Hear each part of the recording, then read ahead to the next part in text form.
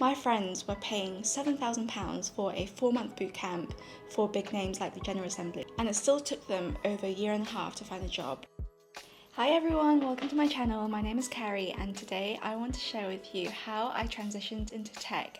No bootcamp, no HCI degree, and all self-taught. I landed on 3 paid offers in 2 countries with a relocation package to Hong Kong as a junior UX UI designer within 4 months.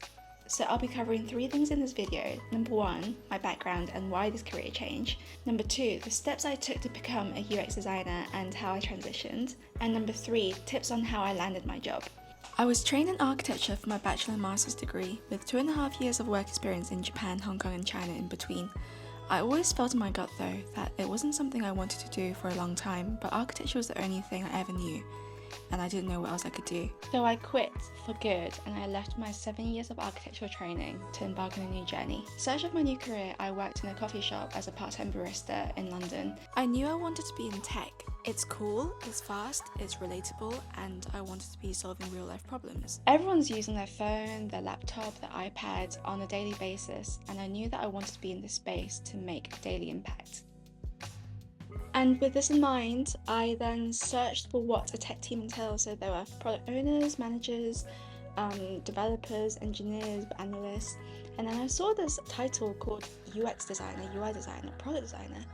And essentially, these designers are creating the user experience for the digital products. And so I thought, hey, this could possibly be the quickest route to get into tech with an architecture background. In architecture, we're creating a physical space for users, and we can translate this digitally. At its core, it's really understanding people. And so this is really how I started to put my head down and put my full focus in getting into UX. I'm going to admit that when I first transitioned into UX, I wanted everything to be quick because it was my first official job and I didn't know how to earn money and to just catch up.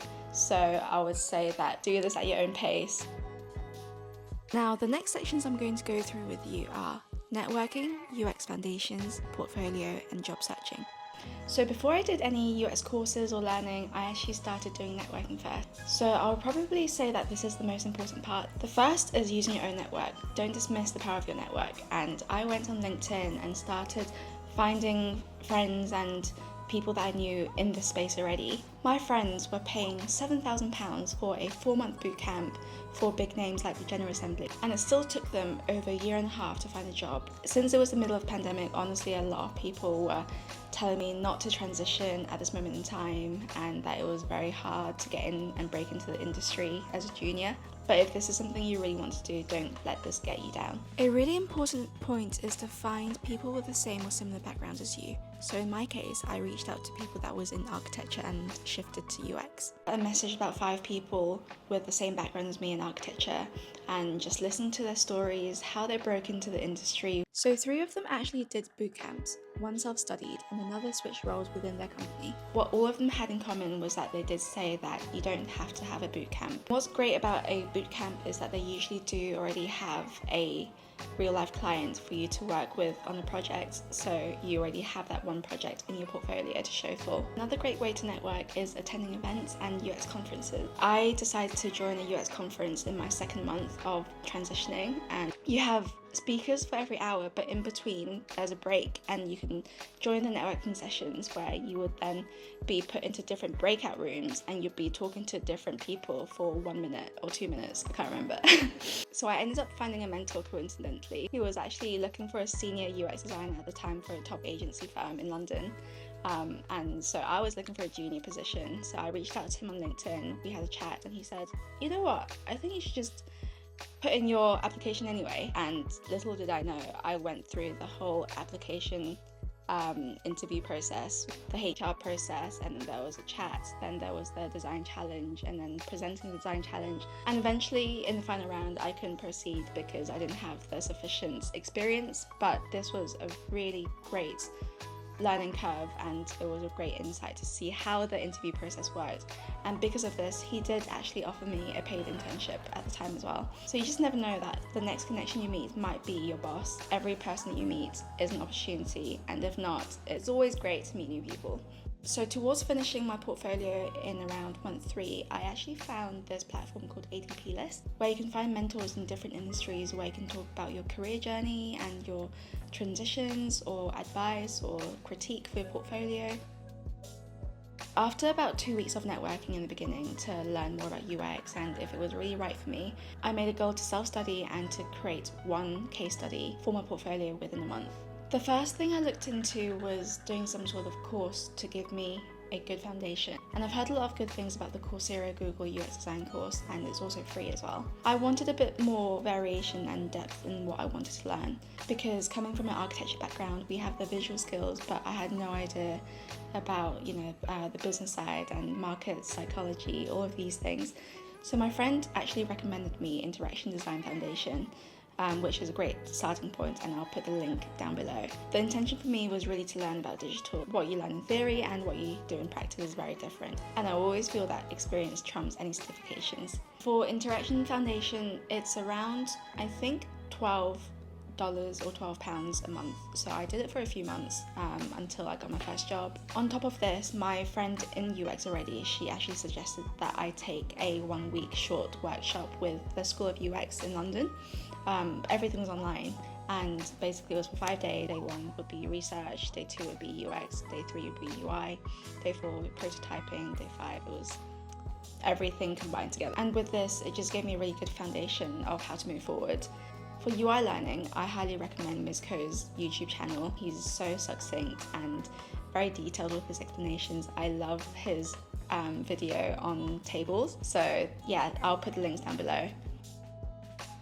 So I'm a very visual learner, and I learn by seeing what other people are doing. So I was looking at a lot of portfolios that were a bit more senior or that had a lot of experience, because you got to learn from the best, right? And from this, you then know how to structure your own projects, and you can see that what a lot of them have in common is having a strong process in development rather than jumping straight into UI design solutions. People usually have at least 2 case studies before they start applying for jobs. And in my case, it was a little bit different. I only had one, and I haven't really seen anyone talk about this route. As mentioned, I'm someone that learns better from experience than just theory alone. So I decided to look up on digital products that I use on a daily basis and focused on startups. The reason being is that startups usually need more help and they have less application processes.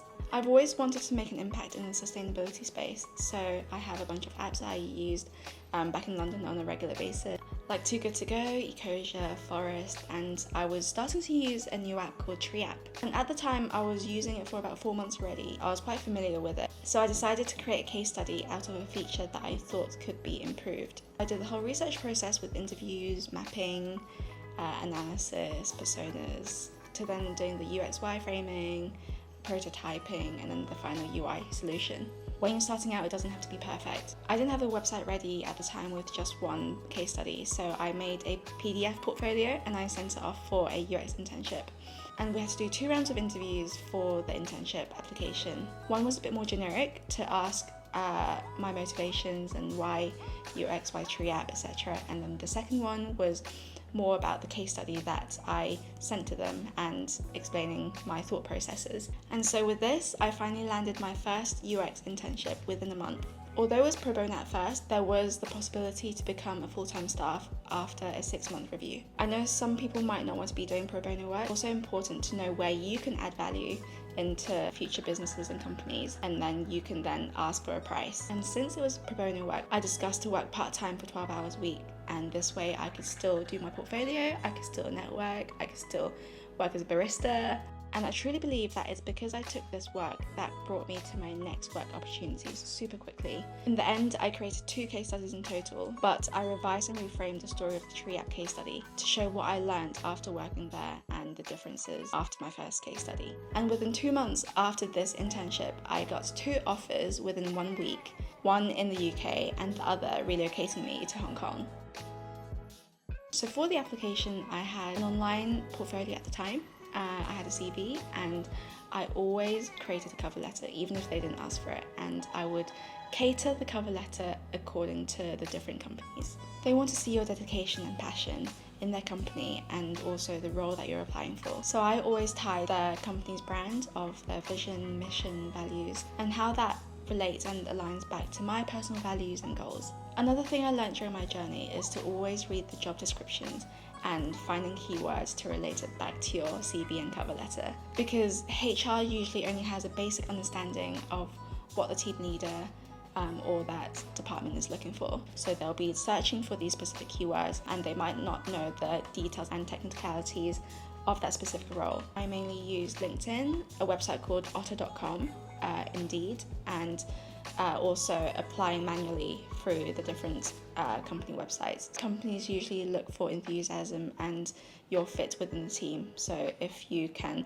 get along with other team members, that is super important. And it doesn't really matter if you don't know something, like as long as you have the confidence to learn and that you can get the job done.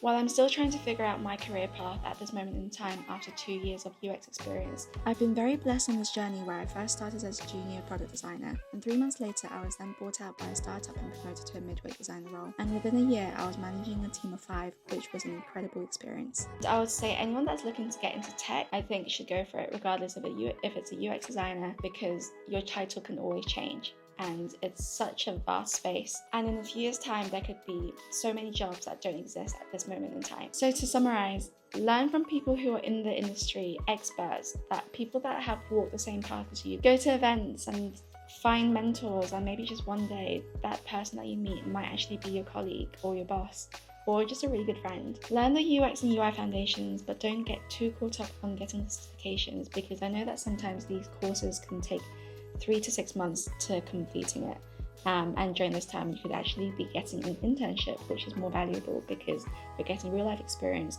You're learning how to actually collaborate with PMs and analysts and developers and so on. So having this would really supplement your CV instead. In your portfolio, make sure that you focus on the process and development, because people are interested in how you got from A to B, what were you thinking, rather than just a beautiful UI prototype. For your applications, always cater your CV and cover letter to the company that you're applying for, because companies want to know why you're interested in working with them. They want to see that enthusiasm during the interview and that you would be a great fit, and that your personal goals and values also align and match with their brand, mission and vision. It's okay that you don't know everything starting out, but they really just want to see that fire and enthusiasm to work and to be in this space. And finally, the last one, which hasn't really been talked about, is allowing yourself to relax and enjoy yourself. Career transition is difficult in itself, and so it's important to enjoy the process. Go out and exercise and eat well and be healthy and meditate. Relax with friends and just enjoy yourself. So yeah, I hope that helped. Let me know in the comments down below if there's any other questions that you have, or there's anything that you want me to talk about and cover. Thanks for watching, and if you haven't already, please like, comment and subscribe, and I'll see you in the next video. Ciao!